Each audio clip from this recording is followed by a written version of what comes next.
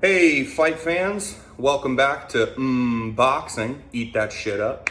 I am Tom O'Neill, or as some refer to me, Tummy Tom O'Neill, aka the Body Snatcher. But all jokes aside, listen, this will be a little new thing that we do on the channel that we're trying out. We do play the game. We are friends, just kind of sitting around, have a couple beers, play the game, and we joke around a lot. I would like to say that I personally have the utmost respect for these fighters, though, and a true love for combat sports, the UFC included. My first love in learning, training, watching was boxing. And I am very excited because there is a very, very good, legitimate boxing card that's on this weekend on Showtime Boxing that you should definitely check out. The Charlo doubleheader. It even has some good undercard fights on it. Never mind that you'll get to see both the Charlo brothers. One's a unification bout. And then again, the UFC's been putting on great events, and they are putting on another great event coming up. So, to kick things off, let's do a little card rundown.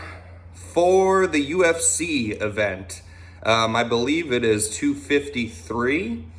It will be for the middleweight title, Israel Adesanya versus Paulo Costa. The co-main event will be for the vacant light heavyweight title with Dominic Reyes taking on Jan Blachowicz. After that, we have another good fight. It's not the greatest card of all time, other than that fantastic main event. We have Kai Kara-France taking on Brandon Royval.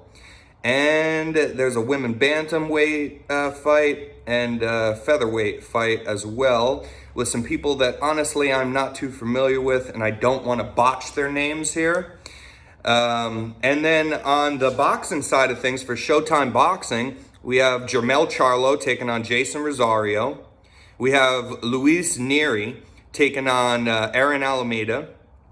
And John Real Casimiro taking on Duke Micah. That's for the WBO bantamweight belt. WBA middleweight belt, we have Jermell Charlo taking on Sergey Derevyanchenko. That will be a great fight. And then we have Brandon Figueiredo taking on Damian Vasquez, and Daniel Roman taking on Juan Carlos Paeno. So yeah, there's some great fights altogether. There are actually, with both events combined, the UFC and boxing, we have 7 title fights.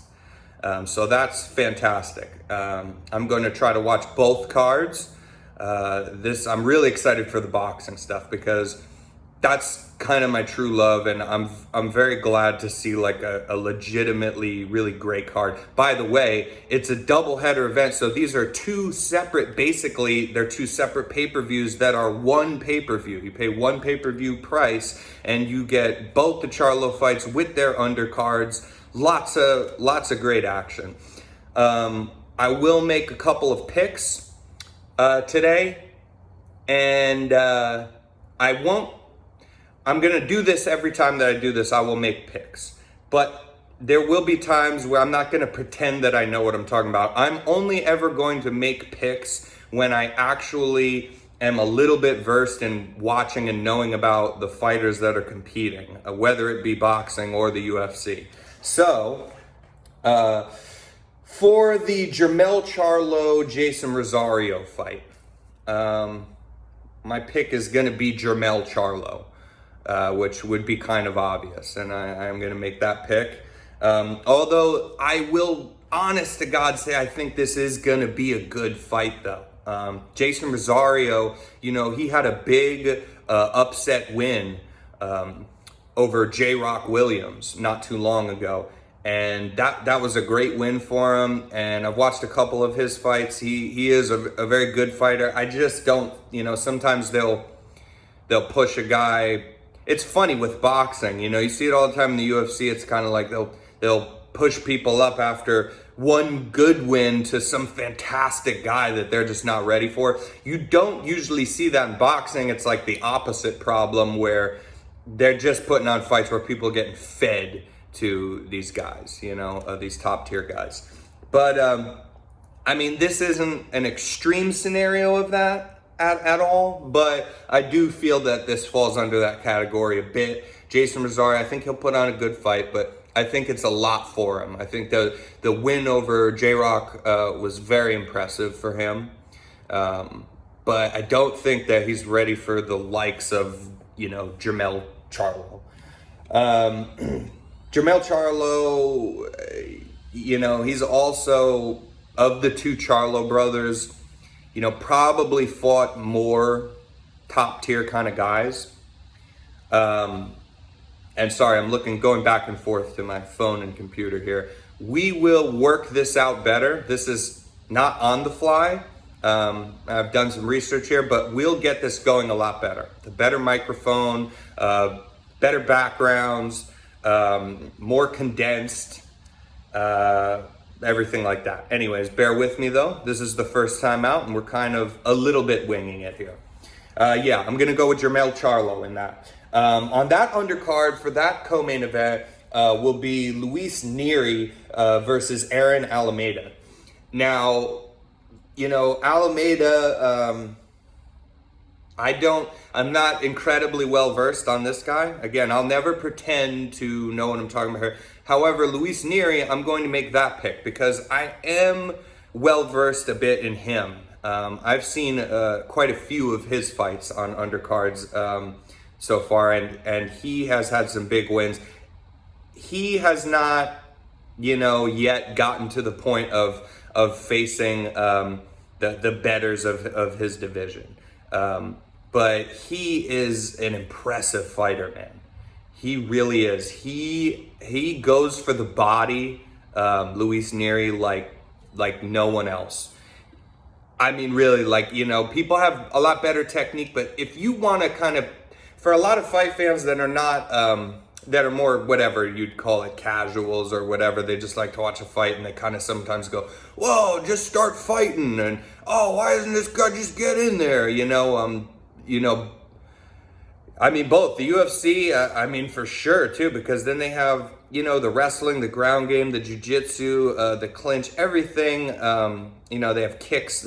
So obviously it's a very complicated sport, but boxing as well, man. I mean, even though it's just, it's just your hands, you have no idea until you step into the ring, with somebody who somewhat knows what they're doing. If you're a regular citizen, and you even just go to the gym with somebody who trains boxing, even if they have not had professional fights, they're gonna school you.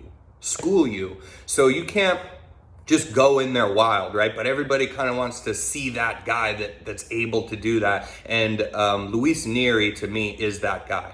This guy has been able to just be not reckless, because he's not, man. He's very good, and he's not getting knocked down left and right either. But he is knocking his opponents down left and right, and that's for sure.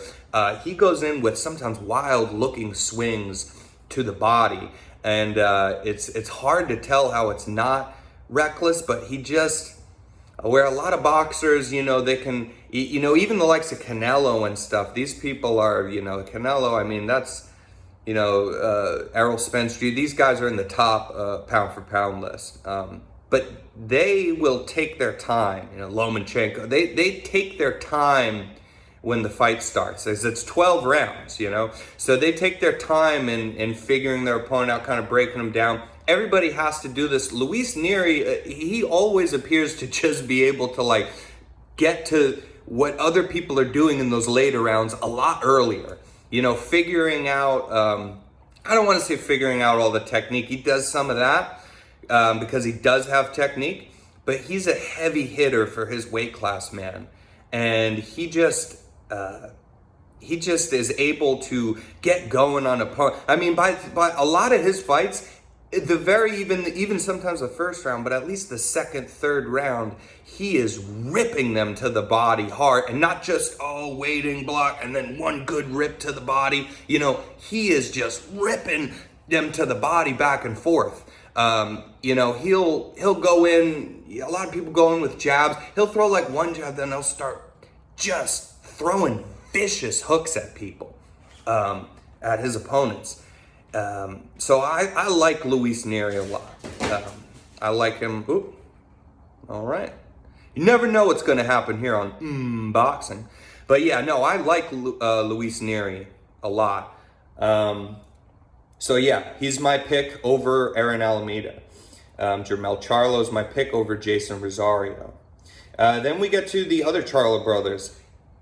This is the fight personally that I want to see. Although although the Jermell Charlo, Jason Rosario fight is for a title unification. I will, and by the way, if Jermell Charlo, his trainer also is a trainer for Errol Spence Jr., who is in my top 3 pound for pound, possibly even could put him in the top 2 for me personally.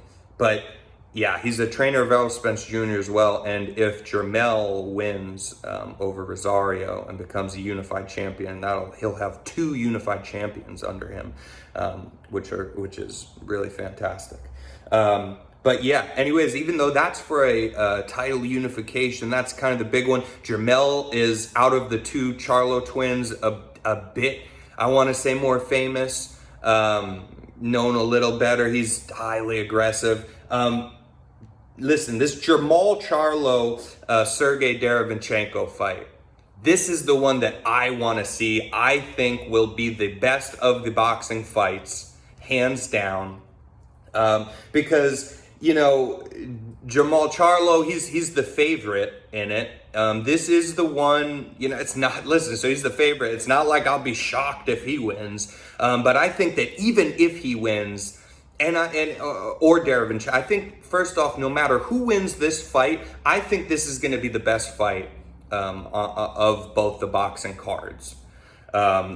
Because Sergey Derevyanchenko is probably that guy that you've never heard of before. But he, again, and this is what I kind of want to do with the channel a bit, is just to let people know, about really good fighters in boxing that they're not, people don't know about so much because of the promotions. The thing with boxing, they have all these different promotions. It's not like the UFC where you have one promotion and Dana White wants the UFC to succeed, obviously. So he is promoting the hell out of these fights. And people know the names of the fighters. And then you got to understand, somebody will say, oh my God, for instance, take anybody, but for instance, Israel Adesanya, somebody say, oh, look at Luis Rand, look at what he did to Brad Tavares, look at what he did to Derek Brunson. You're saying this because you know those people, you know their names, so they have a name value associated with them. In boxing, it's a real shame, but even for myself, man, I try all the time to get better versed on this stuff. If you're a real fan of boxing and you're watching a lot, you would know that there are so many fantastic boxers who also put on fantastic fights that are not born, that are great. And the thing is, though, is that people like Derevyanchenko, a lot of people just never heard of them. I mean, this guy's fought in Daniel Jacobs, who just came off of fighting Canelo. And he lost a very close split decision to Danny Jacobs, who's a seasoned veteran boxer, and then he fought, I'll talk about seasoned box. He fought Triple G. They did give Triple G the unanimous decision. I am not mad that they gave him the win on that. And I do not like to just call rob, because sometimes I do think there are just robberies in the sport, even in the UFC, especially with boxing, though, man, and the judges. But I'm not going to jump on everything if I think, oh, this person should have won because I was biased in some way and now I'm going to say robbery. No, but I do think that it was weird they even gave Triple G the unanimous decision against Derevyanchenko, because it should have been more like a split decision or just closer. Because sometimes I'm wrong, but I was scoring him up in that fight against Triple G. And nobody knows this, guys. Here's the other thing. In boxing, what they like to do is get somebody, they find a boxer, they find a guy, an amateur, they find a guy out of the Olympics, wherever, even if they know, promotion, a promotion, because again, there's so many, right? And they battle against each other. So one of these promotions will pick a guy and just say, okay, this is our guy, we've signed him. And they want to protect that person. And it really, even if they know that, hey, look, I think this person could beat really good guys, at the top of their division, even if they legitimately think that, they will not tend to put those people in spots where they could possibly ever be wrong. They like to really protect their fighters so they get the most out of them, kind of. Then when you put them in that spot, they pray, they hope, I think he could do it, he could succeed. But if he doesn't succeed, then at least you got your money's worth out of him, basically, is how the game is played with them. Derevyanchenko, though, this is really, really worthy of note, man. And this is not something that you're hearing in other places that's regurgitated here. Because some of the stuff, man, listen, I watch, I do know a bit about the sport, but I watch other podcasts, I watch things. So some of the stuff, it's unintentionally regurgitated. This is a kind of a fresh take, if you will. Boxing, like I said, they feed people, just kind of new guys or whatever. A lot of times, they won't put their guy against someone at the top of their division. Now, Derevyanchenko is like the exception to that. And I'll do some more research too, hopefully, to get back on this, but I don't know what promotion he's even like assigned to or who his coach is. I wish I did. I'll find that out. But because this is like an exception, man. This guy fought Triple G, right? One of the biggest names in boxing, period. Now, when you get these fights, a lot of people you'll see in boxing have, 20-0, 25-0, 32-0, but they've never, with a 30, or 30 even plus an undefeated record, you look at that and go, whoa. But, really, if you watch boxing, you don't even have to be a hardcore fan. You watch boxing enough, you'll just know, that doesn't mean a lot. That really just doesn't mean a lot. Because a lot of times you look at the list of who they fought, and it's no one that is a credited, really fantastic boxer. They're not fighting the other big names in their division. Derevyanchenko fought Triple G when his record was 13-1. Only 14 professional fights, and a loss was on there. So already tarnished the whole thing boxing loves to do, which is keep people undefeated for as long as they can. This guy is like the exception, man. And I don't know how he's getting even these opportunities, but it's fantastic. We need to see more of this in boxing, man. We need to see more of this in boxing. Derevyanchenko had this amazing fight with Triple G.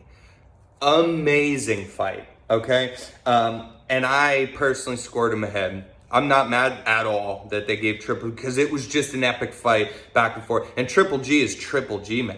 So it's not at all like I'm mad they gave him the win. But just to watch that was a fight where you saw this fight and you're like, who's this Derevyanchenko guy? Wow, let's see where Triple G's at. Can he knock him out in the third round or in the early rounds there? And really, it was just an absolute war. Possible fight of the year.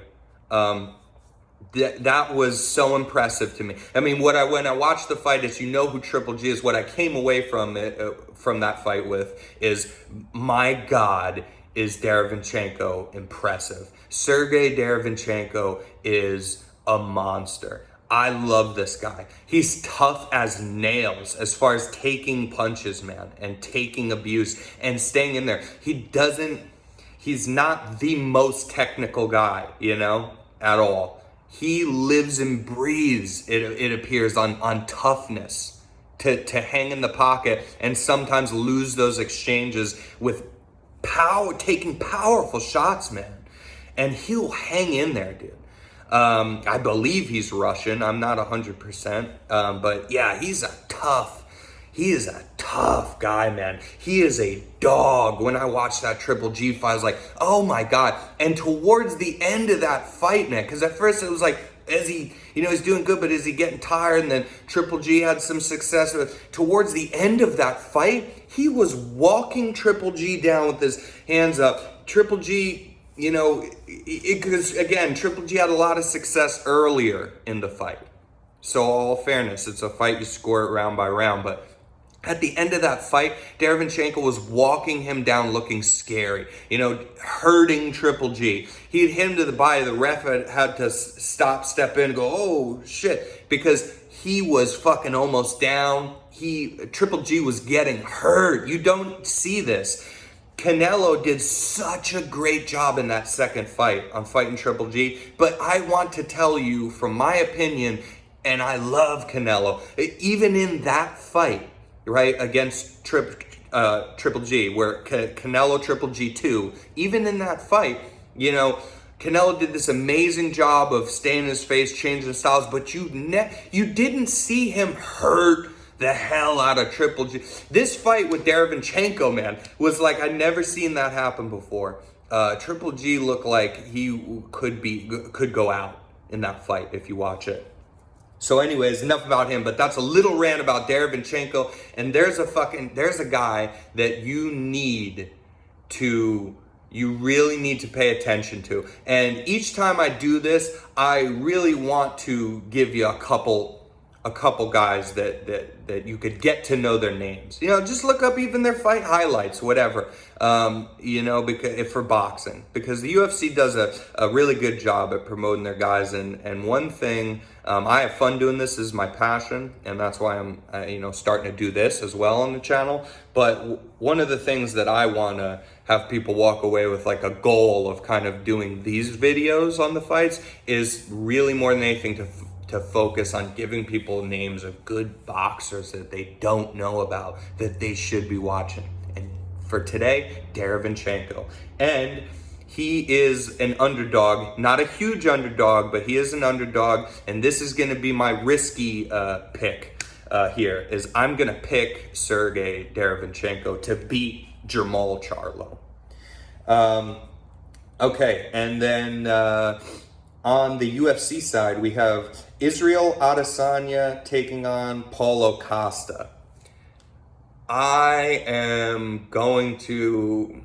don't want to rant too long about that. Yeah, I am 100% picking Israel Adesanya to win this fight. I think that Paulo Costa is super fun to watch. He's a brute. I do not for the life of me know how he makes 185 pounds. The guy looks like a tank, like a monster. So that's why this fight's so great, because obviously, and especially because we're talking about MMA now, right? Obviously anything can happen. Look, the upsets happen there a lot more than they do in boxing. But I think also the talent is closer, than what they put. So that's in boxing, what they'll put, guys who are favorites a lot of times are enormous favorites. So anyways, but I'm 100% picking Israel Adesanya. What people don't realize a lot of times, if you've never had a fight even, in the street, if you've never fought, at all. I'm not a professional fighter, but, I train a bit. I've sparred before with friends. I've sparred with people. I like to learn about the sport. Even before that, just as a kid growing up a bit, if you've never had a fight, once you have a fight, you'll just learn certain things. Win or lose, you will learn certain things. And one thing that a lot of people don't understand is they look at people, and in all these matchups like this, they look at a guy like Paulo Costa, and they think, wow, look at him. He's a brute. He's crazy big and very strong, and his style matches that. He fights perfectly for who he is. He goes after people right away out of the gate. A lot of people, you lead in with jabs, you get people, so they're covering up like this, and then you go around with a hook or something. He might throw one jab on his way, man. He's coming in just with haymakers left and right. And he likes to go to the body as well, which is scary because you cannot just say that Paulo Costa is a headhunter. He likes to go to the body as well, a lot. And that's very impressive. However, what people don't get is they look at a guy like that and they say, wow, look at him. And how would he not just demolish the other guy? Or they say things like, they might realize or see that Israel Adesanya is incredible and extremely technical. More technical than possibly anybody in the UFC. But definitely in the top 3 of the most technical fighters in the UFC. That's really not up for debate. They might see that and say, yeah, so, he will be able to get out of the way and do this. But if Paulo Costa catches him once, it could be lights out. Now, this is true, of course. Anything can happen. But I don't like that narrative of exactly like, he'll slip a bunch, but if he gets caught once. No, if he does, he could certainly get caught, but it'll be more of a combination of punches if he's against the fence and Paulo Costa's throwing a flurry of punches at him is how he will probably get caught, if he does get caught at all. I do not think that he will. I think if anything, maybe it'll happen, but it won't. It won't get him out of there. It'll be similar to a Kelvin Gastelum kind of thing, where you will see him hurt for a minute, and he'll have to get the hell out of there. And he's very good at doing that, getting out of the way and kind of resetting. And then it's like a whole new game again. When you get far away, and then you're playing that game of how to close distance again. He's so good at that. But here's the thing people don't get a lot. They'll say, how would he'll win by decision? Very possible that he'll win by decision.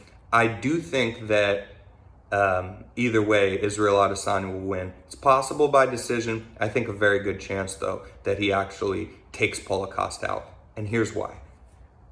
Because when you are throwing a punch, right? Again, if you've kind of never just been to fight at all, and not anything. If you don't know anything about fighting, you're just like, the big guy, that's scary, that's this or that. What is really important, right, is obviously if you're a super powerful guy, you can hit somebody, and if you catch them, then it's bad news, or at least starting some bad news for them. But that's common sense. Here's the thing, is splitting timing. This is what Israel Adesanya is not at all, and everybody knows this, he's not a power striker, right?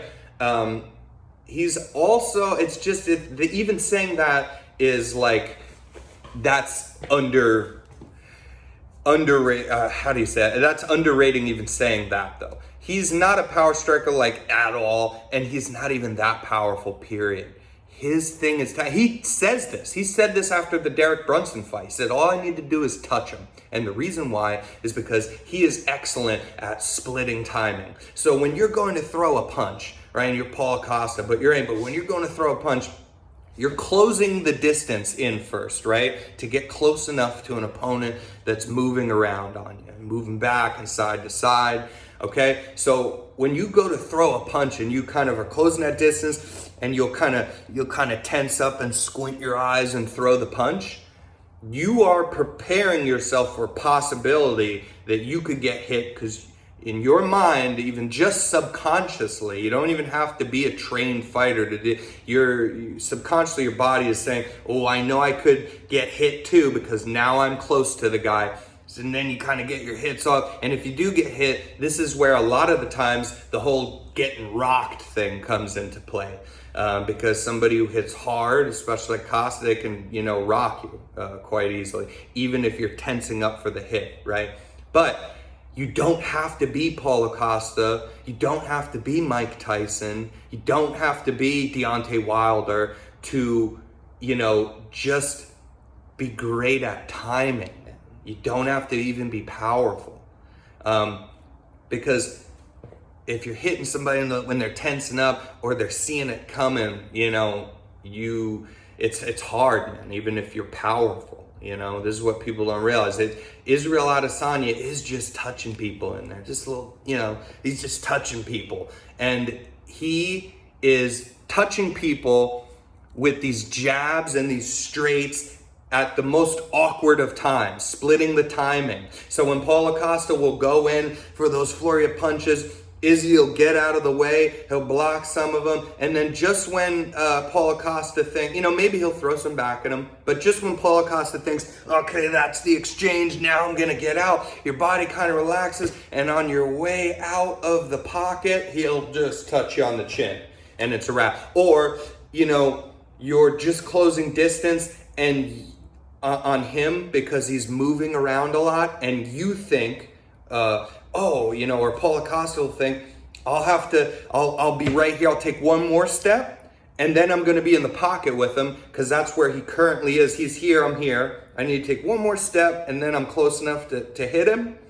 And what will happen a lot too is, and you saw this with Derek Brunson, Kelvin Gastelum, that Israel Adesanya did this to him, is they go to take that step in where they think that they'll be in the pocket, and before they can even get to where they want to plant their feet for 1 second, Israel Adesanya will just hit them, straight down the middle before they're thinking they can get hit. And it's those hits that you don't see coming that knock people out. And Israel Adesanya is so talented at doing this.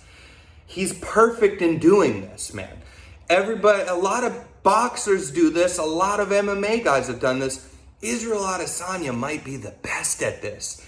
He's had 70 professional kickboxing fights before the UFC. He's a world champion before the UFC. And now he is here in the UFC. Look at Robert Whittaker. I want to double check myself on this. I don't know that he's ever been knocked out. Ever. Until he fought Israel Adesanya, and people think, Robert Whittaker's going to beat him.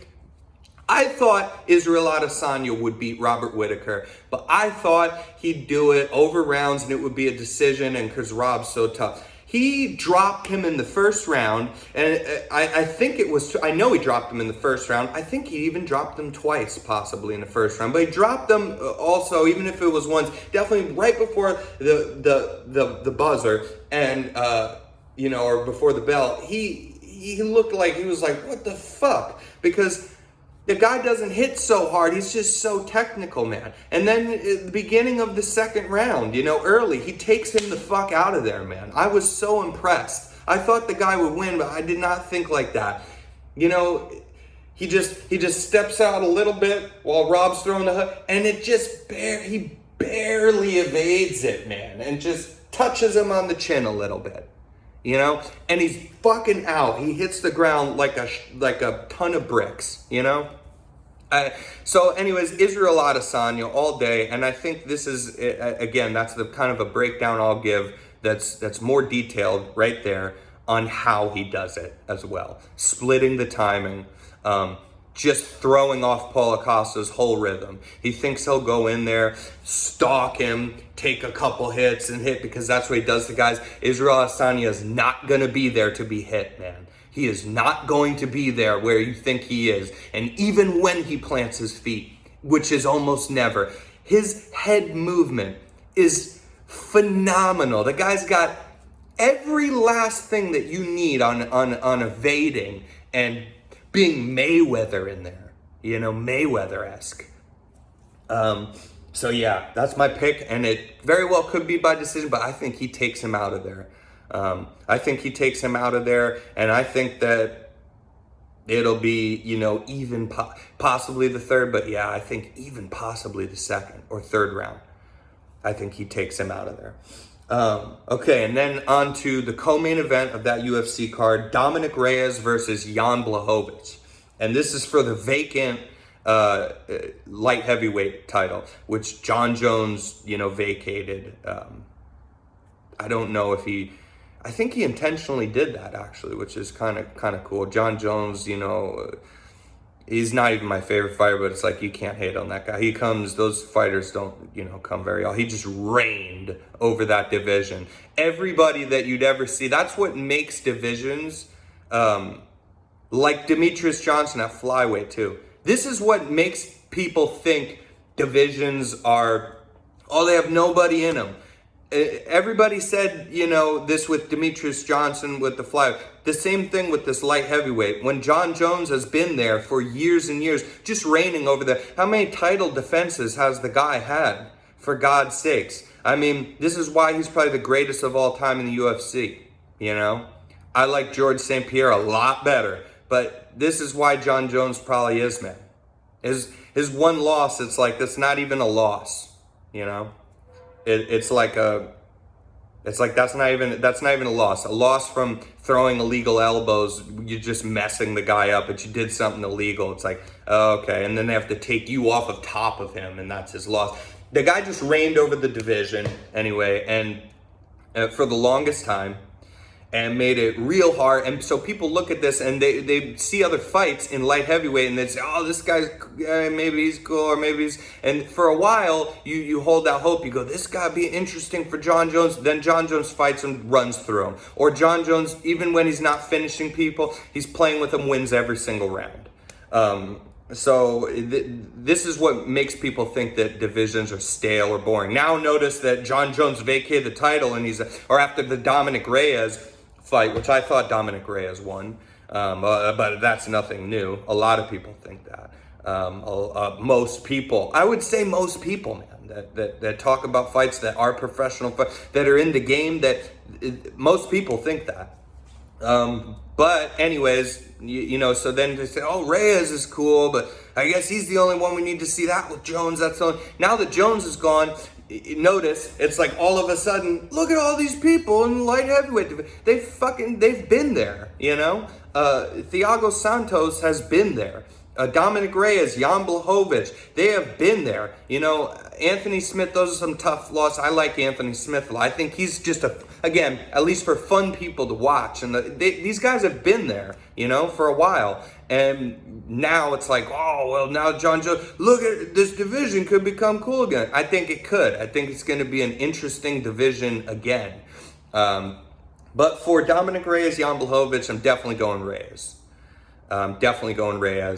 And I'm not just going to make that pick. On this one, I will say I'll be extremely surprised if Jan Blachowicz wins at all, by any means. Because I think Dominic Reyes is you're just talking about, again, just two guys on two way different levels. And, Jan Blachowicz has this impressive win streak, but it's not against the greatest of guys. And it's like, the UFC does this too. This is kind of their little thing they'll take from boxing. I know it's because they don't ever put, some guy you never heard of against, another. But here's another thing. It's like with the Jan Blachowicz, it's like, they'll be like, oh, because he knocked out Luke Rockhold. Luke Rockhold is a middleweight, though, and he went up to light heavyweight, and he'd been off for years. And it's like, so that's a good win, man, because it's a name. But that's really all that is. It's just a win over a name, because the guy is older, hasn't fought in a long time, and is fighting in a new weight class that's not below, but it's above, his normal weight class he was used to.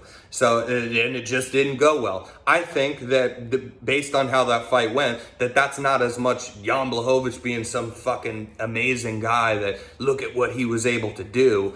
I think that it was more of a thing of, there could have been a lot of other people in there, with Luke Rockhold that could have done that to him, because he just hadn't fought for a long time. He's not the same guy, and then he's trying to move up in weight on top of it. So yeah, I'm going Dominic Reyes in that. Then we have my last pick out of all these fights. After that, I will make one more pick. We have Kai Kara France versus Brandon Royval. Brandon Royval. I hadn't heard of him. Kai Kara France I've heard of, I've watched a bit. But again, I haven't heard of him that much. Who's the other? And then Aaron Almeida out of the box, and that I picked Luis Nery over. Haven't heard of him much, but I purposely had watched tape on these guys. I've watched their prior fights. I watched several prior fights of theirs so that I could make some sort of judgment myself about it. So I'm doing a bit of research here on top of what I know, which is I don't know everything. I don't know the most by far, but I'm definitely more than a casual fan, you know. I'm definitely more than a casual fan, and especially when it comes to boxing, because again, I'll just still, you know, it's kind of been on more of a decline until you get these big name Tyson, Fury, Wilder, and I love that stuff too. But my goal kind of here is to highlight boxing a lot. We're obviously going to talk about the UFC stuff because they're great, man.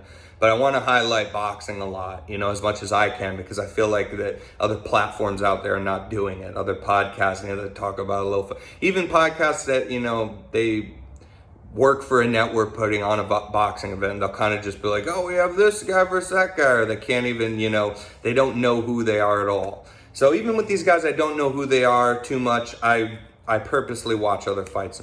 I'm gonna pick Kai France. I have watched some, you know, of his fights, and he's a name I know. Brandon